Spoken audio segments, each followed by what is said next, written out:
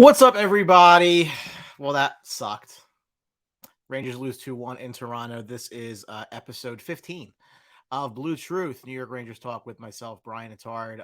Rangers lose in Toronto, a 2-1 loss. But first and foremost, I'm going to post this here as long as it will actually post. And there you go.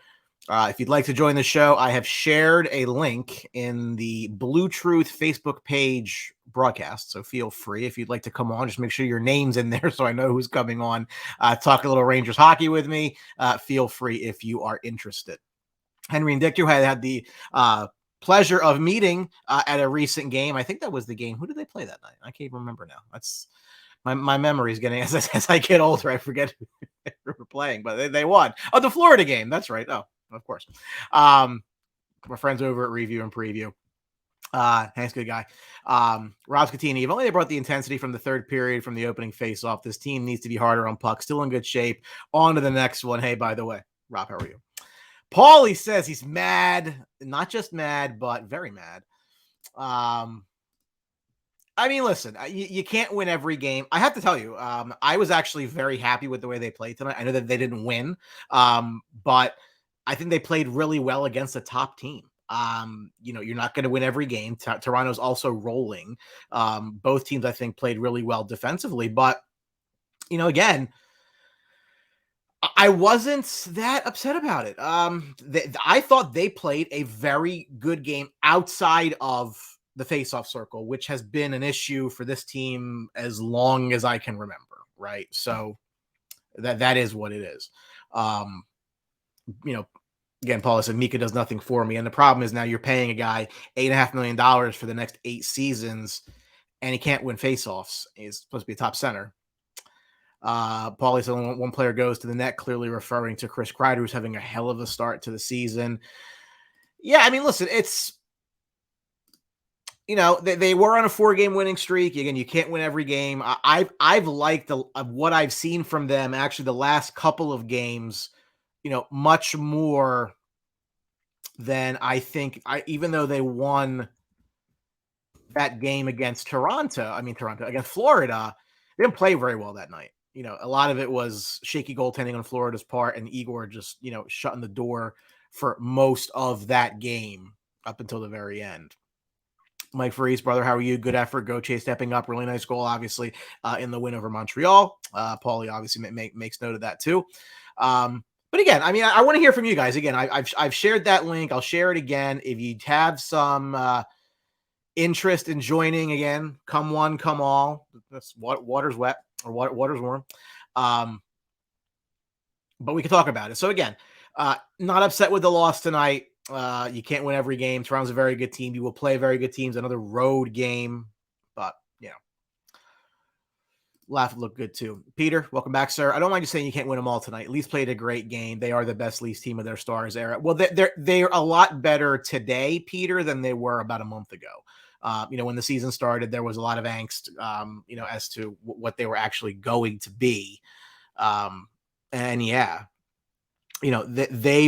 become a much, and I think it's because they're playing better defensively. They're getting very good goaltending. Leafs teams of the past have been extremely reliant on those 4 players to score goals. Morgan Rielly had a very nice game tonight for my fantasy team.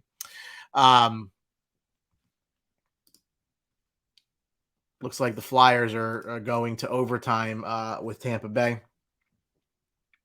Boris says Laffy looks lost, not just this game. But we'll talk a little bit about the kids and some expectations there. If you're watching the show, obviously, I appreciate any and all likes you can give. We try to break the Facebook algorithm. We're on Blue Truth. So like the show. We obviously appreciate that.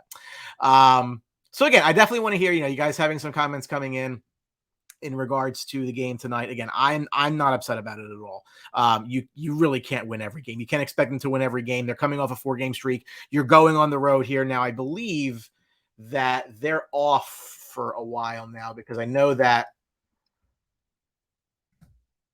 the schedule, where are we at here? I know that the game against Ottawa was postponed because they got COVID issues up there. And so they're off until Sunday night when they get the Sabres at home. So, we'll see how that goes. want to bring on a special guest from our friends over at Review and Preview.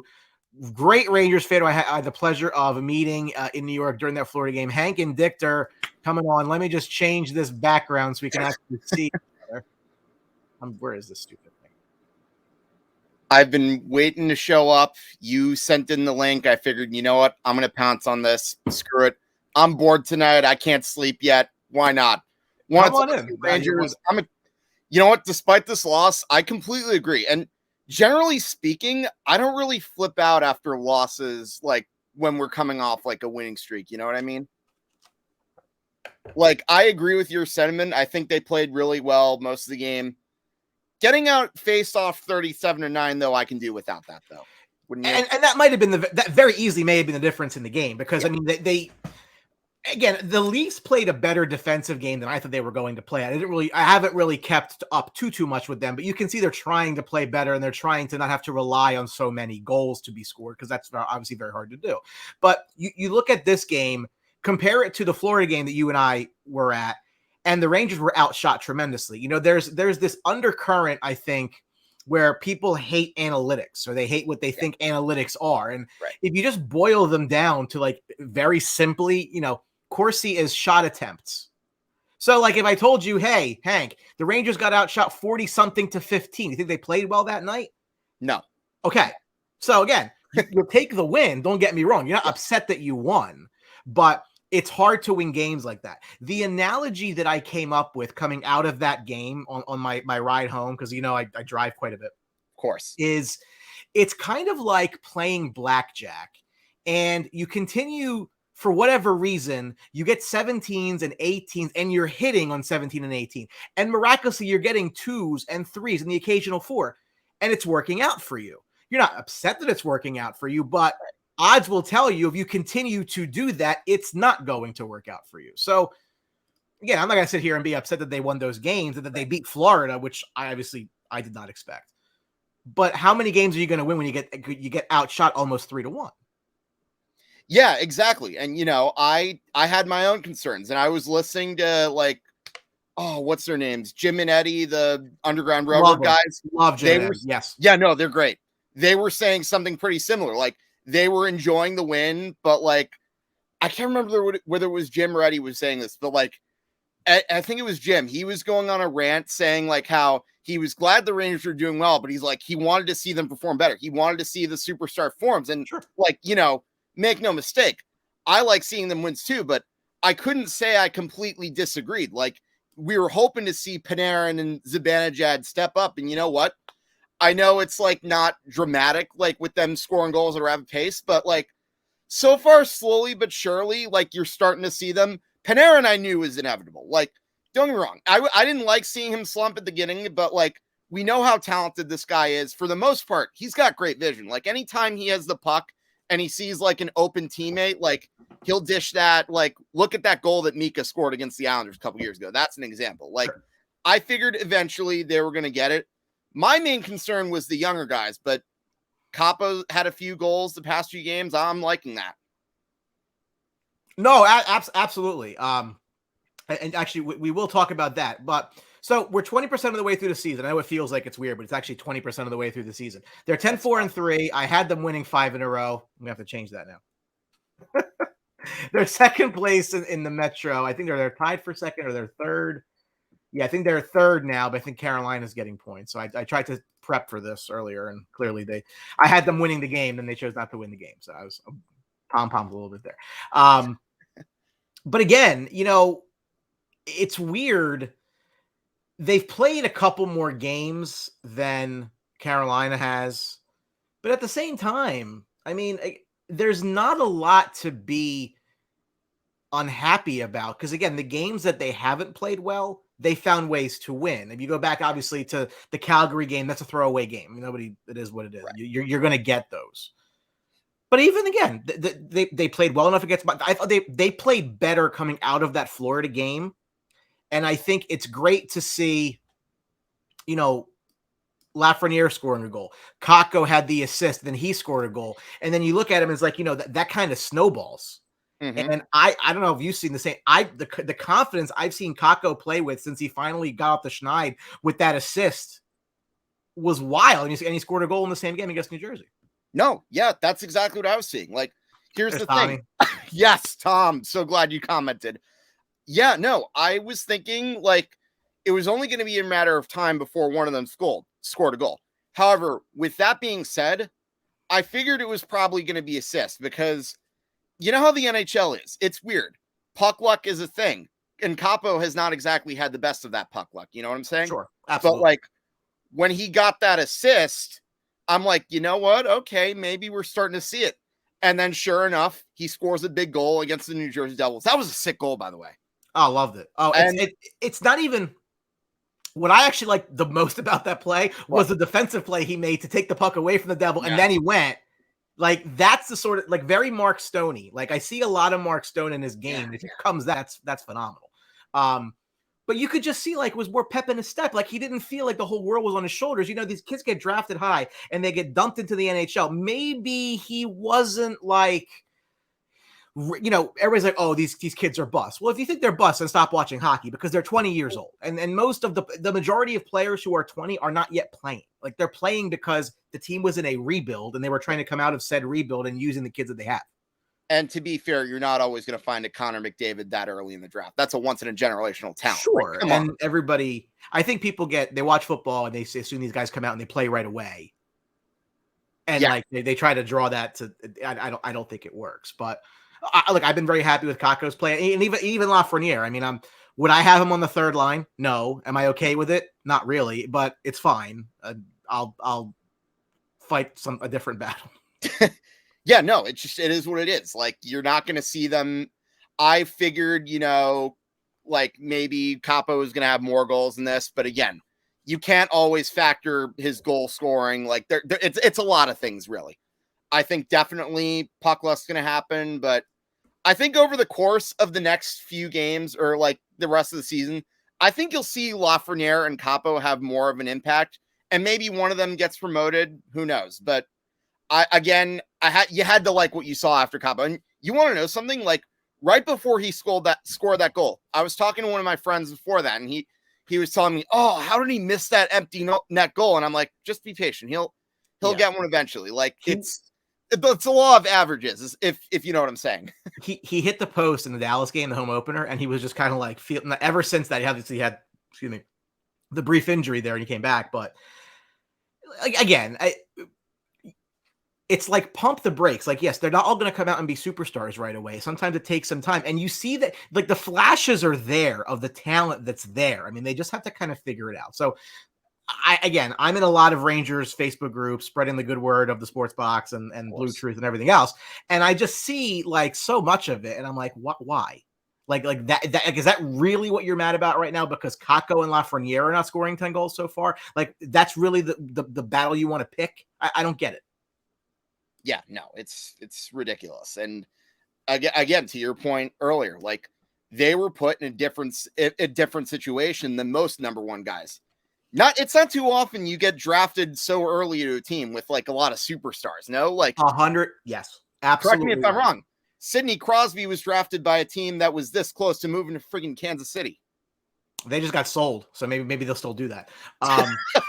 No, but it's so true. I mean, guys get drafted to teams that they have a dearth of talent because they're rebuilding, they're coming out of it. You know, the Rangers came into that offseason that they brought in Artemi Panarin, they brought in Jacob Trouba, they brought in Adam Fox, and then Kakko made his debut. So it wasn't as like if Kakko had gone to the Ottawa Senators, for example, that don't really have as much elite talent up front, you're going to start playing first and second line minutes. Kakko ended up on a team where they had wingers. Yeah. So it really wasn't as if, you know, you're going to just dump into that role and just go at it. Right. So right. I hate those people that just it's instant gratification. It's if they're not a star right now, they're not going to be. Trade them for something. Everybody just, you know, I believe that Peter, is it Manassian? Am I pronouncing it correctly? Peter Manassian. Yeah, that's good. Peter, welcome on. How are you, brother? Good. How are you, buddy? Good. Your thoughts on the game tonight? Yeah, like I said, you know, even Lundqvist said it. I mean, Toronto's finally, I mean, they're a team right now, I think. They're the best I've seen them play defensively. They're winning battles. And But it's one of those games where it's like, okay, you can't win them all. Really, I'm not upset with this game tonight. The only problem I have, we got to find the right winger for the first line. I mean, Yeah. Goodrow doesn't have any offense. He's not a top 6 player. No, and again, losing Sammy Blais for the year is going to be impactful. That was a dirty play. I don't care what anybody says. PK Subban, it's got to stop. Like that's not the first time. There is a lot of video showing that, and he's done it before. He'll do it again. But it sucks to lose Sammy Blais, especially because we're still trying to mentally get through the fact that you traded Pavel Buchnevich, and this is what you ended up with. And again, we may be looking at it all wrong. Maybe Drury just wanted Buchnevich, wanted Blais, and that's just where the trade talks went. But at the same time, I don't think Blais was brought here to be a top 6 winger. I don't think Goodrow was brought here to be a top 6 winger. So I don't want to be the bad. I mean, really, going back to the same shit. It's they did a horrible job. I mean, imagine having Kravtsov now. No, we were talking all summer about how deep they were at right wing, and how are you gonna? The reason you move on from Buchnevich is because you're going to have a Kakko exactly, and maybe you try Lafreniere on the other side because you got a log jam on the left, and then poof, your depth just went away. Defeats the whole purpose. Mm-hmm. Yeah. So, to me, you look at some of the names that are out there. I think they're going to be active in free agency because, at the deadline, they have cap space now that they're not going to have next year, and you can't carry it with you, right? So that they have $9 million in cap space. Do you want Tarasenko? Well, here's the problem with Tarasenko. I happen to love Tarasenko. It broke my heart they didn't draft Tarasenko that year, but he's also signed for next year at 7.5. So I don't know that they do that.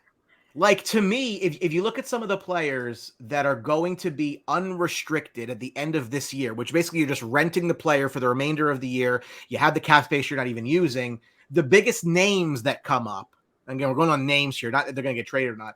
Malkin is the biggest name. Now, that's going to be very expensive, and Pittsburgh probably doesn't want to easily give him to you. Pittsburgh's going to want to bend you over a barrel. And if they're still in a playoff hunt, they're not likely to sell off. It all depends where they are. Yeah. Same with a guy like Giroux. I don't really want Giroux, but that's another one where if they're in a playoff hunt, they're not going to sell off. Phil Kessel is a guy that they keep getting linked to. And again, if Arizona's looking to move out because he's not going to be there next year, I'm not opposed to that at all. It all depends. I'm always. Can you give me his what situation? What is he signed and what does he make and what? He's got 1 year. This is his last year at $8 million. Oh, okay. He's a free agent at the end. So again, that you're not going to use that space because you can't take it with you. So that's somebody who I think it wouldn't shock me if they look at. Comments coming in. Yeah, rumors on Tarasenko from Chris. Jeff Schlock, new name. Appreciate you watching the show, brother. Little concerned that whenever our opponent plays this smothering type of game, Mika and Kreider have no answer to break through. Going back multiple seasons, they need a first-line winger, but the team needs a go-to strategy for playing against a tight system.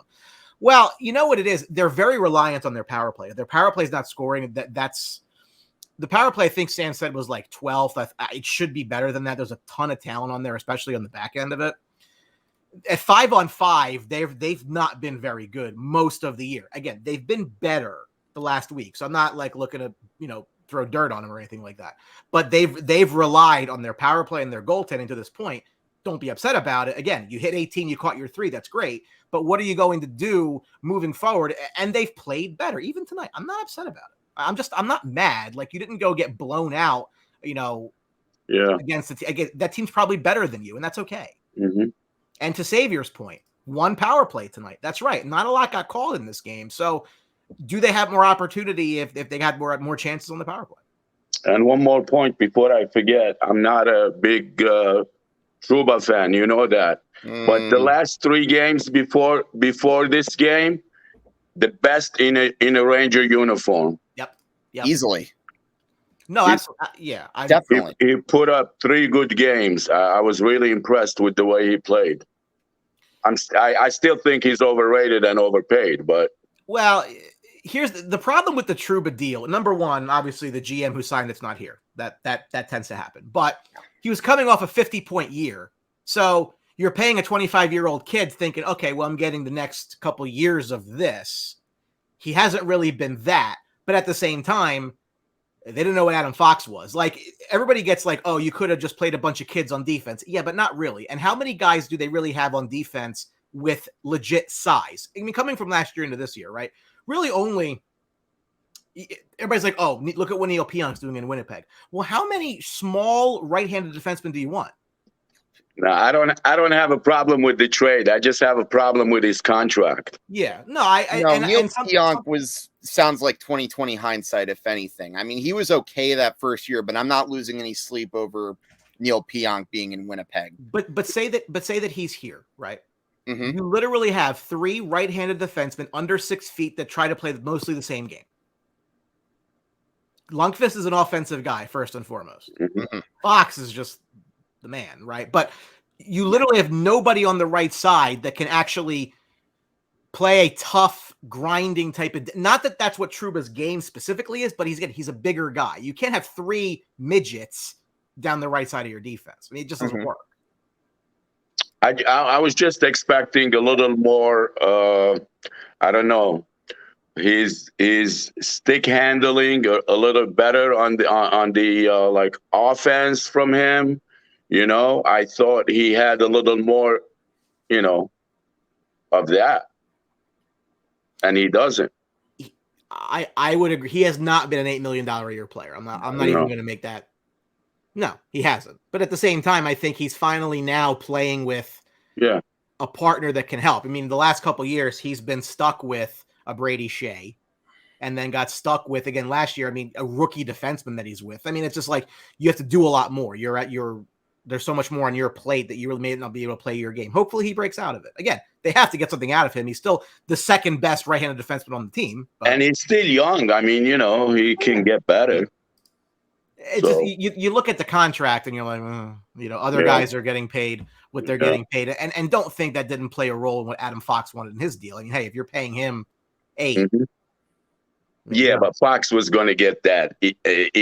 Whichever way you look at it, he was going to get that money. I would honestly argue that Fox getting Fox at that contract was a bargain. No? It is. Yeah, that's a bargain. No question. Yeah. I said there'd be a hometown discount on that, but then what happened was the market blew up. So your hometown discount becomes off a higher number, you know? So, like, it is what it is. In a world where Seth Jones is making 9.5, I mean, I'm Adam Fox. I'm like, hey, you know what? Yeah. Like I love you and I want to be here, obviously, but you know, I got bills. So it's like, you know. Lou's comment here. They look good tonight. Again, the face-off losses. It's just wild. You know, as long as I can remember, team can't win a face-off, team can't get a shot on net. Everything's wild. And it's like it goes through different players, different coaches, different iterations of this team. It's always the same problem. And for years, up until this year, one of my old sayings was, it's never a Ranger season where I don't bitch and moan about the power play. This year, maybe not so much the case, but like when they don't get a power play, like I've come to expect power play goals to the point where I'm like, damn it, why didn't you score on that? Yeah. No, I mean, again, that'll come. You know, again, I'm trying not to get overexcited on the game that they've played because they weren't really playing really, really good teams. Tonight, I was again, face-offs aside, not a discussion.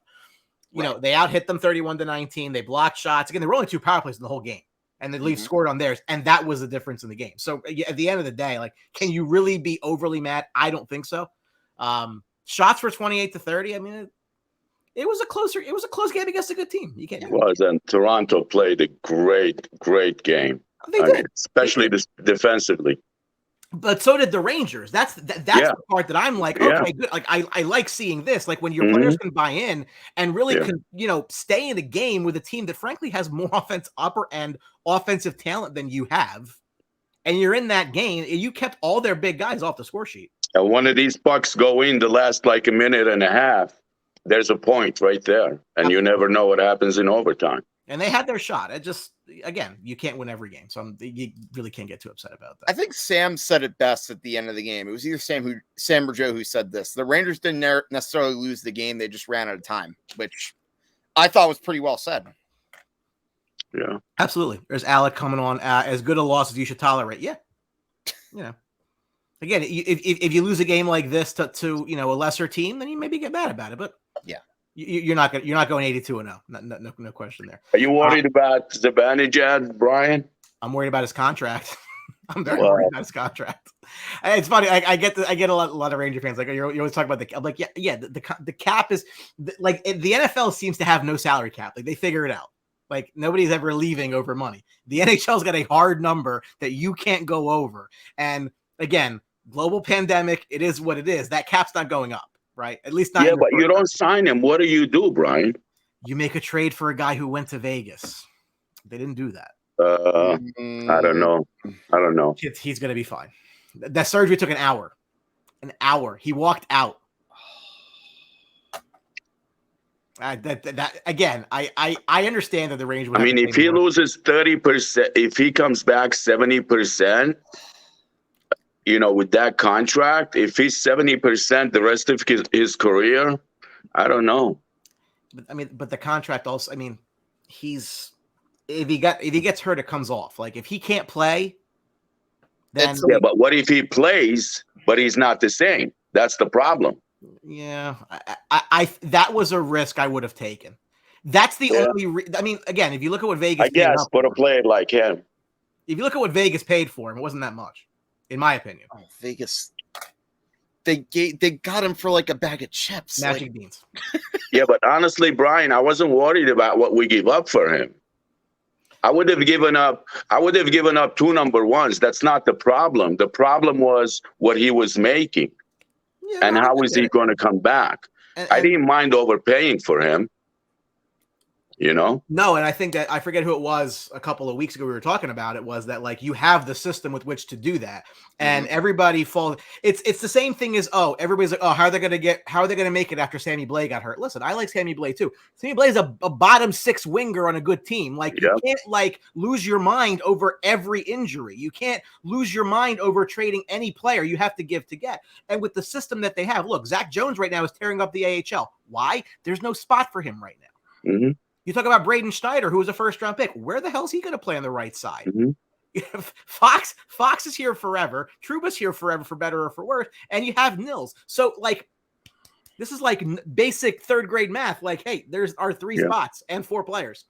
Besides, Gauthier might just take off. You never know. I mean, he's got speed, he's got size, he's got stick handling. Maybe he just needs something like this for him to just. I mean, why doesn't he play him with Zibanejad, or even I would even play the Hero with Zibanejad.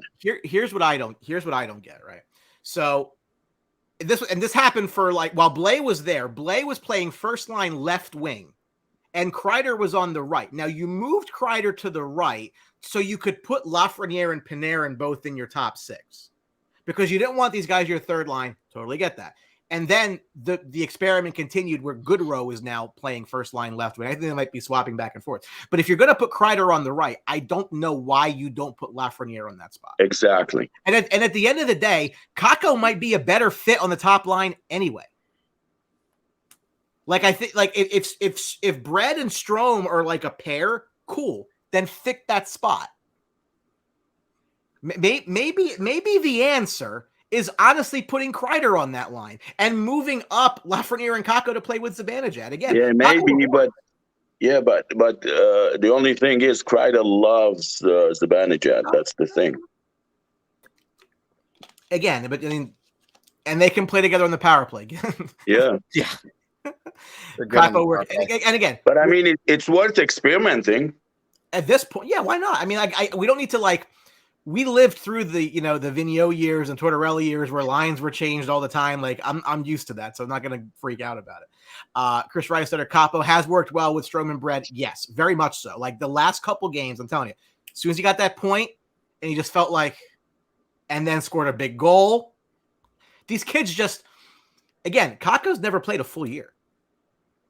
Like we forget that. We forget how young Hedel is. We forget how young these players are because they've played at such a young age.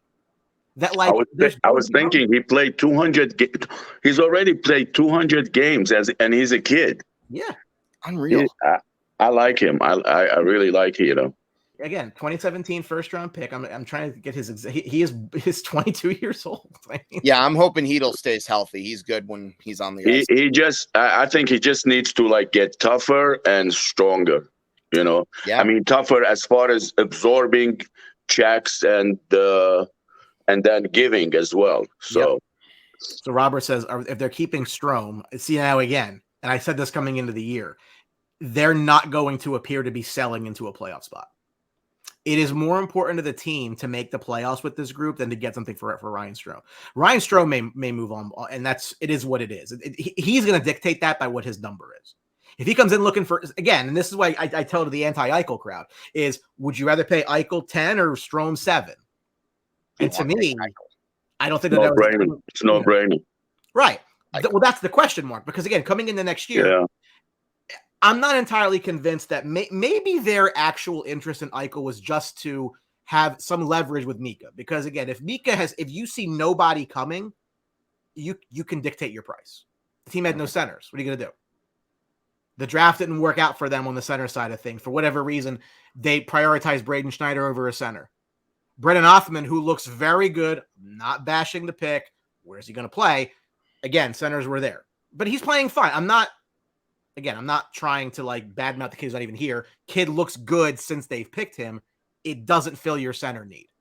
And when you went up in the top of those drafts, it didn't fall for you to take a center. But again, all these people that want to if you are somebody, I'm not saying you guys, but if you're somebody who thinks Kakko and Lafreniere are bust because they're 20 years old and are not scoring 50 goals a year, fine. What else were they going to do? Who on this planet was going to take anybody other than those two players in those two spots? Those picks were the easiest picks in both drafts. It was besides, harder. I don't think they're bust. They're both going to be young to be. Yeah. Like the Devils had more of a decision with Hughes over Kakko than the Rangers. The Rangers pick was made by New Jersey. Whoever didn't take was going to be a Ranger. So the only thing is, I would like to see more of like all the hype about what's his name? Lafreniere, about Laffy. He just hasn't shown me anything special, to be honest with you. I'm not worried about him, but he just hasn't shown me anything special. Kakko has. But here's what I think it is. I honestly think it's, for whatever reason, this organization doesn't develop talent very well. But at the same time, you see the flashes in them both. Again, they haven't seen it consistently, and I understand that. I'm not saying that you have. But you've seen the flashes there. How much of it is Lafreniere trying to play a better defensive game because what the coach wants him to do? Think 2 years ago, Kakko's rookie year. Kakko was playing on the fourth line with garbage because they had to move Jesper Fast up, which I think was ridiculous. You can't expect them to do anything. Last year was a disaster for everybody. It was a disaster for the world. Again, I hear exactly what you're saying. I think it's just so premature for people to like want to just jump ship on these players because they're not coming in and doing what McDavid has done and what Matthews has done. Just, it is a completely different set of circumstances. They're going to be fine. If anything, and this is the back in my head, when Kakko's due for a deal at the end of the season, well, listen, you haven't really scored that many goals yet. We discussed that last show. Yeah. Maybe get like a 4-year bridge. Perfectly fine. That's fine. Yeah. I mean, how much can you ask for? You have 3 goals in the year, 2 goals in the year. So it's like, Paulie says, the things I like about Laffy is like the other day, the way, his goal was a tap in, an empty net, but how he set up himself, the intangibles, the hockey IQ, like how he set himself up with the pass to the point, and then he stayed behind the goal. I mean, it's like setting himself up, for a tap in. I thought. I think that people, like, to me, if I was complaining about anything prior to this last stretch, I think we talked about this last show, is that I need Zibanejad and Panarin scoring goals. The other everything else will come. Give me your top guys doing their thing, and then let it happen. Like, don't rely on your secondary scoring to like carry your tertiary scoring, your first scoring. So, interesting little thing I wanted to make sure that we talked about tonight. I took a look at the standings. Who's that in last? Oh, okay. Oh, all right. I knew you were going to go there once we got to the standings. That's a big blow for them as well. You know, he's going to be out about what, 6 weeks? Yeah, That's huge. But that new stadium will help them, though, right? I mean, yeah, people go. Like, the dirty little secret's not good. It was never the building, guys. It's the fan base just ain't that big. Sorry, you know, like.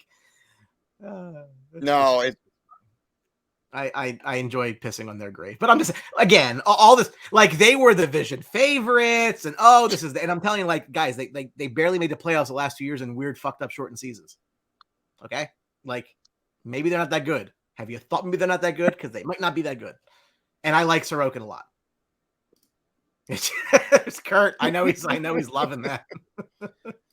There's Christine. Done. Fred, new name to the show. Christine, welcome aboard. I just think it's great because, like, it's like there's no juice about them opening their building. Everybody's like, "Oh, hey, we suck again." All right. Oh man, you just know that on the Wednesday before Thanksgiving, it's going to be outdrawn by Ranger fans. That's the safest bet in Vegas. Even at the Mausoleum, we outdrew them. Well, yeah, the Devils and Islanders sell out 6 games a year whenever the Rangers. If I'm being honest, Barclays was worse than the Mausoleum. I went there once for a Ranger Islander game years ago. Hated it. Yeah, I mean, the scoreboard being off center was probably a problem. Well, I've been there many times. It's I would have liked to go there. I'm not in New York anymore. I would have liked to go see this building actually for the Ranger game. Yeah, we might make our way. I thought the Shea, I don't know if you guys have ever went to Shea Stadium. I thought the upper deck at Shea was steep. Barclays is just as bad. So I went to a Ranger play when they finally made the playoffs again in 2006. I went to the Meadowlands, and the tickets I got were upper level. And I swear to you, I thought I was going to die. Oh God! Going up the stairs in the upper level of whatever they called that stupid building at the time. Oh, you're talking about the one that's now abandoned right next to Giant. The Brendan Byrne, right? Yeah, I think it was the Izod Center at the time. Maybe I don't even remember. Might have been Continental. It's trash is what it is, but you couldn't like the upper level was like you literally like you needed like a cane and like a mountain climbing stick to get up there. You're in Philly, right, Brian? So I'm in Hamilton. Hamilton is literally halfway in between Philadelphia and Atlantic City. Oh. Like, we have a road that we call Middle Road that supposedly is the midpoint. Don't think no one's ever measured, but you know, like that's supposed to be like the direct middle between the two. So I was just in Atlantic City the other night, actually. Are you off to Walt Whitman? So the Walt Whitman lets you off onto Route 42, which if you take it, it becomes the Atlantic City Expressway. That is an exit off the expressway. I'm 28 miles from every casino game I ever wanted to play for. Oh, okay. We kind of get spoiled because we can. I used to live there, so. Did you? Where? Live there meaning I was there like 5 days a week, you know. But I just don't touch any table I don't touch any casino games anymore. Nah, I used to, so I like playing poker, but I've gotten more lately into craps. I don't know. No, I'm strictly Hold'em. I mean, yeah. I don't touch craps. I don't touch roulette, which I used to love, and I don't touch blackjack. Nothing. Yeah. Trust me, you're probably better off. Yeah. I can't do Christine, I've been to Vegas. Vegas is wonderful. Vegas makes Atlantic City look like a hellhole, but it's a lot easier to drive 30 minutes that direction. Yeah. I glossed over Lou's comments. He needs to see offensive development from Kakko and Laf. And this is the thing. You've seen them do this elsewhere, right? You know it's in there. It's just maybe they're just trying too hard to play a well-rounded game. It's the only thing I can tell you, because it's there. So I'm not concerned about it. Do I want to see more? Sure, but I'm not worried about it. This team can win without those guys scoring 30 goals. They're built that way. Again, teams that have Artemi Panarin and Mika Zibanejad and Adam Fox, they don't get number 1 overall picks, but that's how it worked out. And I'm not mad about it. So, What do you guys think though, as far as trading? I mean, do you see it? Me personally, I think they're going to make a push to get in this year. And if there's an opportunity for them to go get, again, maybe it's not Phil Kessel. Again, I bring it up because it's a bigger type name, expiring contract. Maybe like a Joe Pavelski could be available if Dallas falls off. A guy like a Radulov. Again, you're talking about older players that are going to be here for the run and then they're going to go. But that Radulov she's in like a short series. He's the difference maker. Yeah. Even a Riley Smith, if Vegas falls off tremendously, like if all these injuries just pile up for them and the season just gets shot, I mean, they've been linked to Riley Smith forever.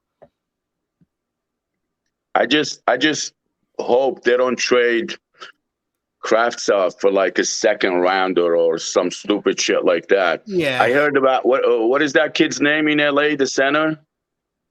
There's a couple. Alex Turcotte? They're going to swap. Larry Brooks had it in the post, a swap between LA and New York. Kravtsov for like a center. He's a 22-year-old center. I can't think of his name.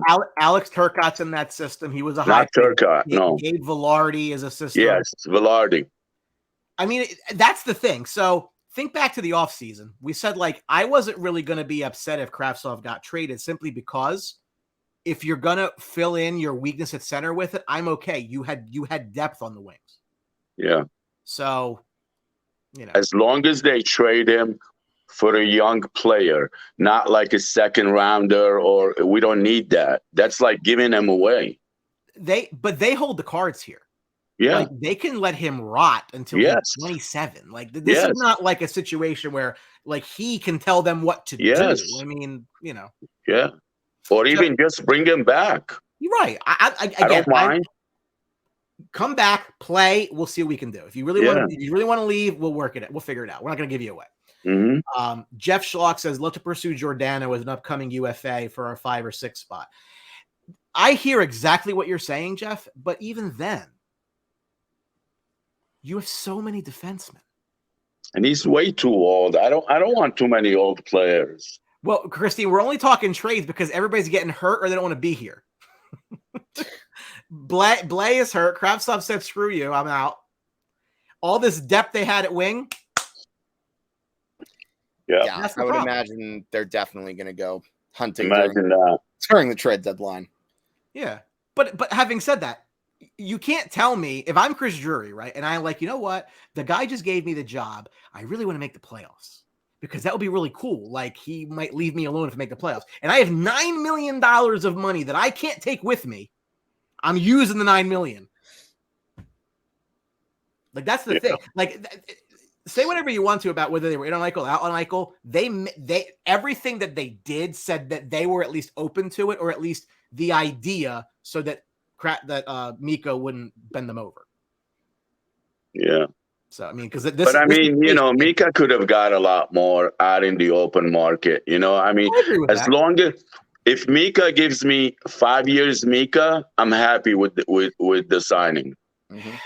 So he's become very reliant on his shot. I mean, he's become too predictable. Mm-hmm. He's got to get creative. Yeah, no, I don't. My biggest thing was you're going to give a guy who's 30 basically an 8-year deal. Like, it's not what you don't worry about it like in the first half of the deal, but the back half of the deal, you're not going to be able to sign somebody. Like, unless the cap goes up in a meaningful way. Yeah. By year 4, it's going to be a problem. That's why I know you're not a Kreider fan. I've always said that Kreider signing was a great signing. He's a bargain at 6.4, 6.5, whatever it is. It wasn't that I wasn't a Kreider fan. It was where the team was. I didn't think they were going to, again, we don't know they're going to go get Lafreniere in the draft, right? So that's whatever. The market was so fat at that time. Like, they really could have got a lot. They could have helped fill their gaping hole at center by moving Kreider. And he's playing very, very, look, if he can become that, Adam Graves-ish net front presence that they don't really have, like, fantastic. But that's got a shelf life. Like he won't be able to do that when he's 35. So he's another one. The last couple years of the deal are going to be a problem. Can you get out of it later? Hopefully. It may cost you an asset to move. Look at what the Islanders did with an Andrew Ladd. Look what the Flyers did with Augustus Bear. Like you give stuff up to get out from under the deal. Hopefully they're in a situation to do that. But like, look, where are they without him right now? Yeah. I've always been a Kreider fan. I mean, he's got an element to his game where we lack. We don't have anybody else that does what he does. You know, to me, there's so many Ranger goals that are scored where Kreider doesn't even get a point, but he's got his fingerprints all over that goal.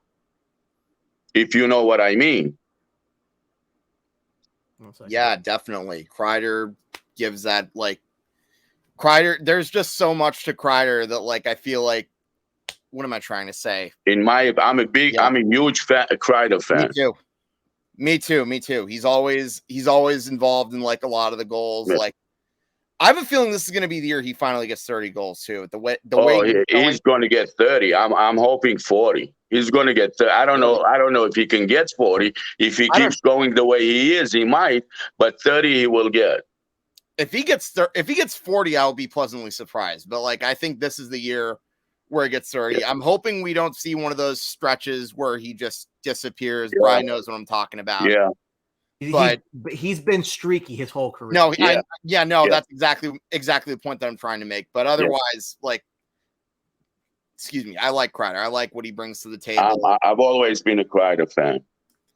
I see where Brian comes from, though, with the contract, though. It's like I've always said, in sports, this is not a hockey thing. GMs will give these deals out, big money, long-term deals, because either one of two things is going to happen. Either A, they're going to win and no one's going to care, or B, they're not going to win, they're going to get fired, and it's somebody else's problem. Mm-hmm. So the deal that Jacob Trouba signed was a Jeff Gorton orchestration. It is now a Chris Drury problem because Jeff Gorton's not here. And these GMs and I don't know if I would have made the same moves, neither here nor there, but that's reality. Like, he's not here to worry about it. Lou loves Caulfield. I love Cole Caulfield, and I completely agree. Caulfield's so do I. There is as minute a chance as possible of them trading Caulfield for credit. I like that kid a lot. I would love it. Drob says they're going to make the playoffs. Could see Kessel working out. Would be a plethora of setup men feeding a pure sniper. And again, what's it cost you? That's all I'm saying. I mean, if you get to the point where, like, hey, what are we going to do here? Like, we need to get a player in here. You can do worse than a veteran who's been there. That's all. It's again, everything's price dependent. Paulie says Mika needs to move his feet more. I don't disagree about that.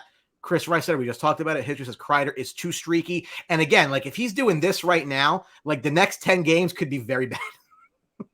like he's like really playing above his like normal self. So that's why, as much as I'm enjoying his goal scoring, I'm also scared for what could happen the next 10 games. Yeah, but he's a consistent 20 goal scorer, you know, with everything else, net front presence. I mean, $6.5 million. That's the going rate for a player like him. He's not a 40 goal. If he's going to score 30 to 40 goals for you, he's $10 million player with everything else that he brings. Do you know what I'm saying? It's the age though too. It's never been for me. I'm giving 6 years to a guy who, like, I would not have, like, they didn't, but I wouldn't have signed Callahan for the same reason. Callahan, I was so happy that he didn't sign him. I love Callahan, but I agree with that. Absolutely. But you knew that the way his game was, that wasn't going to translate much longer. Correct. But Kreider is a speed guy. Like, when you're, but Kreider is a different animal. Kreider is a horse. You know? No, but he's always been speed's been his game. That's going to be the first thing to go when you get older. Yeah. He can still be that net front guy. The same thing goes with Strome now. His age. I mean, how many years are you going to give him? You know, if he was 24 and he's where he is now, Yeah, you give him 7 years, but now what are you going to give him? I don't see the Rangers signing him, to be honest with you. You know what? It's all on Hedel because they Yeah. want Hedel to take that role. Yeah. Because then you can bring Barron up and Barron can go in the Yes. 3 spot. Like Yes. that's what they want to do. Yes. So like everybody's up in arms because of D'Angelo's playing well in Carolina. Yeah. Not going to get into any of that, but at the end of the day, he wasn't going to be here longer term. No. This would have been his last year. Yeah. Because of how they're structured. Yeah. So I think Tony D eventually would have been usurped by Adam Fox anyways. I feel like him staying would have delayed the inevitable. Yeah. You know? And I like Tony D. But but they're not going to pay $8 million and $9 million. No, it wasn't going to happen. Sign him. Yeah. This was never going to happen. So I wasn't like freaking out like, oh my God, because he wasn't going to be here either. Lou said, I guess it was referring to Kreider. He gets top line minutes, should be getting more points. Outside of 20, 30 games, he's going to go into his shell. His accuracy is terrible. Kevin says, Kreider sits fat ass in front of the net and deflects. That will age nicely. No, that part will. But his career, he's been that speed guy. Mm-hmm. And if you're signing him to be that speed guy, you're probably not going to get that much longer. And the fact is, you're already seeing Mika's game deteriorate a little bit. We haven't even seen this deal start. Like, I'm very concerned about it. Yeah. You know, I mean, money's money. You can only spend so much. Like, it's not like you can just bury these deals and you can't get out of them in hockey. I mean, I'm hoping that somehow they allow, like, a compliance buyout of somebody. Like, because the cap's not moving. Like, because they don't want to necessarily, like, hamstring their major teams. Eventually, the cap will go up. The TV deals are going to make that happen. But I mean, it's not getting cheaper. I personally think unless he takes his game to the very next level consistently, Trouba's going to get bought out. You know, it's eventually. I don't disagree with that, but that buyout is not inexpensive. So, or if they can find a way to trade him, but he's got to know movement. Good luck with that. Yeah, he's going to dictate that, right? So if I go to where is the buyout calculator? All right, buyout calculator. All right, so if the Rangers buyout at the end of 2024, Jacob Trouba. I'm just going to add this here. So this is, I'm going to zoom in.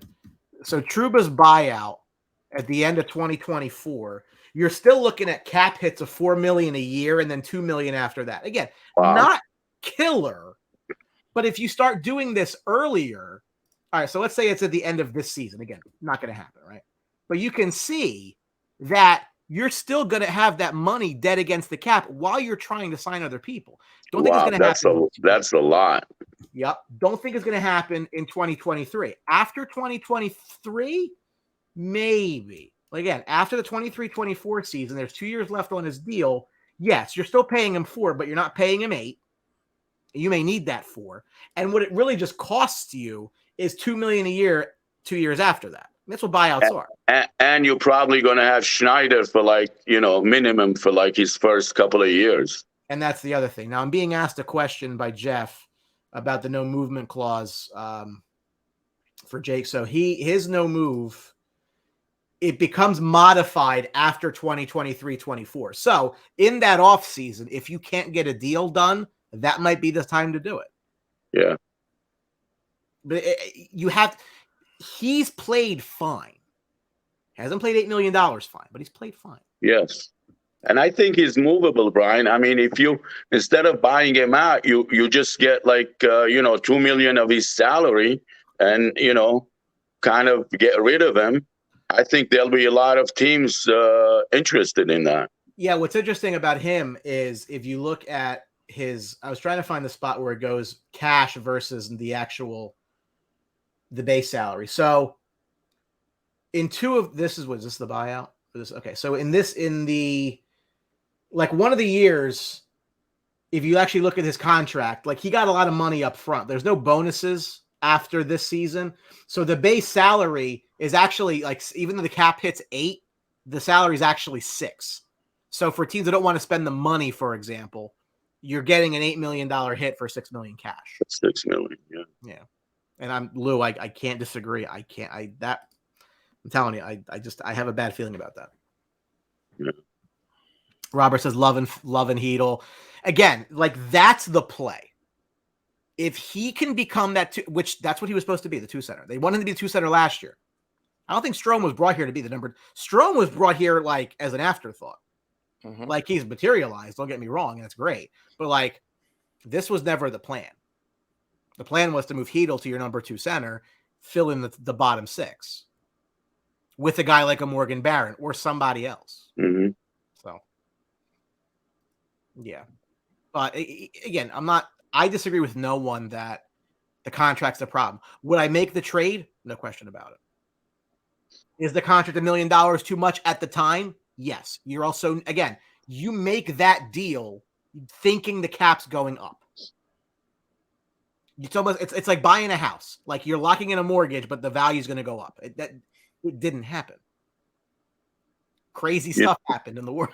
It's like, here's another interesting thing. What about Blais? What happens to him? If he's going to sign 3 years now with the Rangers, it's going to be like the most $2 million. I think here's the problem with Blais. Blais strikes me as a guy who his next deal might be like $3 million for 3 years. Before he got hurt, yes. But he's an RF, so they could bridge him again. Like they control him. So he's an RFA, so they can kind of do whatever. They can keep him no matter what. He's got arbitration rights. The problem is he hasn't really scored a lot of goals either. So what kind of number does he get? And is this going to affect his play? Right. Don't forget, he's a physical player. ACL is no joke. I mean, they're saying like 6 to 8 months. I mean, they'd be ready. What's 8 months from now? I mean, yes. And we have Cooley, don't forget. Right. Again, where do they all play? So all these people that like don't want to like go make a deal to help the team right now. Again, I'm just going, where do you want them to, where are they going to play? The 6th line? Where are they going to play? Yeah. Cooley, all things considered, I'm like the fact that Lias was a bad pick as soon as they announced his name. And I knew it because you never go into a draft with saying, I'm going to pick a guy who's going to be a middle 6 guy for me. Why are you trying to draft middle 6 guys? Go draft stars. If Kravtsov doesn't pan out, I don't even care because he was the highest upside player at the spot. Go get me something I can't get elsewhere. See, I think Kravtsov is going to be a star in this league. Whether he gets the chance or whether he gets his head straight, I think he's going to be a way above average top 6 player, in my opinion. No, I agree with you. But in theory, let's say he doesn't pan out. Let's say he's a bust. Okay, fine. Let's go with that. Am I mad? No, because I don't want you going into the first round to go take guys like Elias Anderson. Yeah, because you're missing. You're swinging for a home run all the time. Listen, get the ball out of the field or strike the hell out. I don't care. You can get guys later to fill in bottom 6 roles. They do that all the time. The fact that you would specifically purposefully draft a kid to play 3rd line center is ridiculous. In my opinion. See, here's the thing with Cooley. I think Cooley will, again, you never know, but I think Cooley will bring almost everything physically that Blais has with more of like a offense. Again, you see what they're trying to do. They're trying to get those power forward type guys. Because even Othman, not a small kid, like a guy who can hold his own, basically. A guy that they don't need enforcers so much, which hey, thanks for Reeves for getting into a fight finally, which he was right, by the way. I wasn't really mad of him not going after Subban because what's he going to do? Well, the problem with that thinking is it's late in the game. It's the 3rd period and you're tied at 3.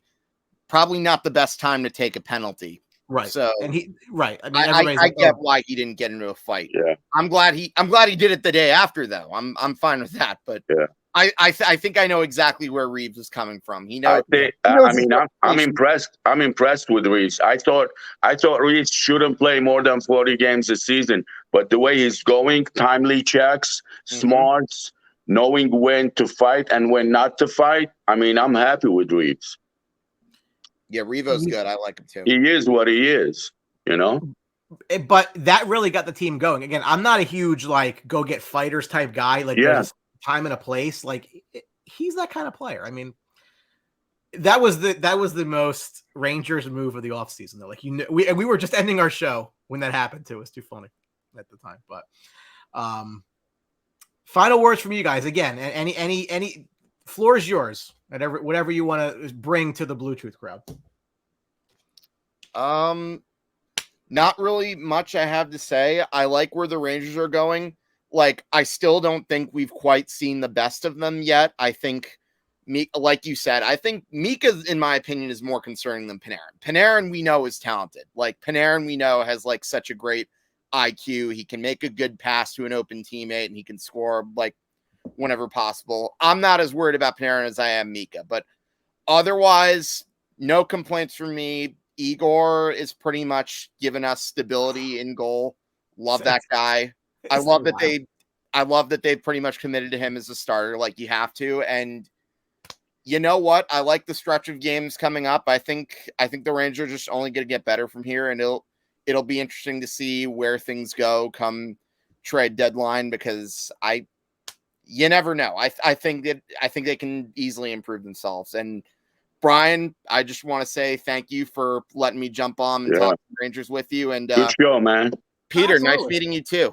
Nice meeting you, bud. Shows like this, like with post-game stuff, I love having people on because again, I'm not really like I'd have like this whole list of things to go over. We just watch the game together, so we can talk about it. But you know, to your point, as far as the schedule goes, they got Buffalo on Sunday. They go to UBS Arena on Wednesday. They got the Bruins in the afternoon Black Friday, and then the week after, I'm actually going to 3 games in 6 nights. Oh, wow. That's the way the schedule broke down. So I got the Islanders game on Sunday night. I have the Flyers game on Wednesday. And then I think it's the Sharks on Friday, I want to say. Do you have the Sharks or the Blackhawks? The Sharks. Yeah, it's Friday. Because I have the schedule literally right in front of me just because I like Sunday.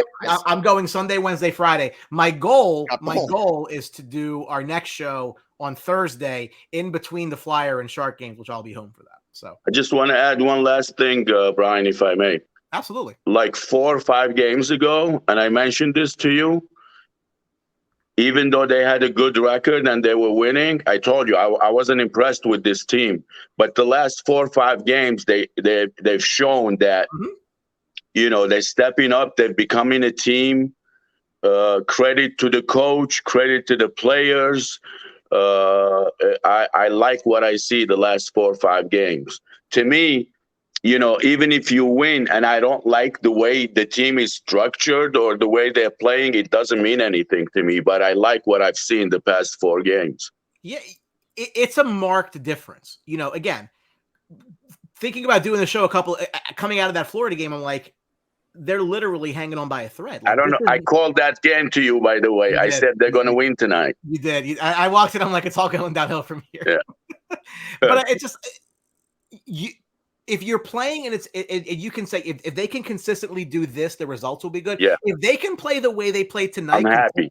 The results will come. Yes. You don't have to hope that your goalie bails you out. Yes. Because he's getting a barrage of shots. Yeah. And that's the Florida game was. I mean, they had that. I mean, they were up 4-1 and they barely won at the end. Yeah. Because that's not sustainable. Everybody who hates analytics, and we have these, and that's fine. That's your thing. It's not that like in depth. It's again, if you are shooting the puck at your opponent's net more than they're shooting it at yours, it's probably better for you. I mean, here's the thing about analytics. I don't hate it. Like, analytics can be helpful, don't get me wrong, but I'm also a believer in the eye test. I'm a little bit of both. No, I see both sides of it. It is not a be-all, end-all. But I think that, like, if people don't understand what the numbers represent, it gets confusing. Right. So if someone says, oh, they have a CF percentage of 52, what the hell does that mean? All that means is that when that player is on the ice, 52% of the total shot attempts are by his team. That's all that means. Like, everybody's like, what's all this? Expect XGF nonsense. It's algebra. It's not. It's not that complex. But people make it complex. Like, this is stupid. What do you know? But again, we were at the They played terribly against Florida, and they won, and that's great. How cool is it to have a goalie, man? It's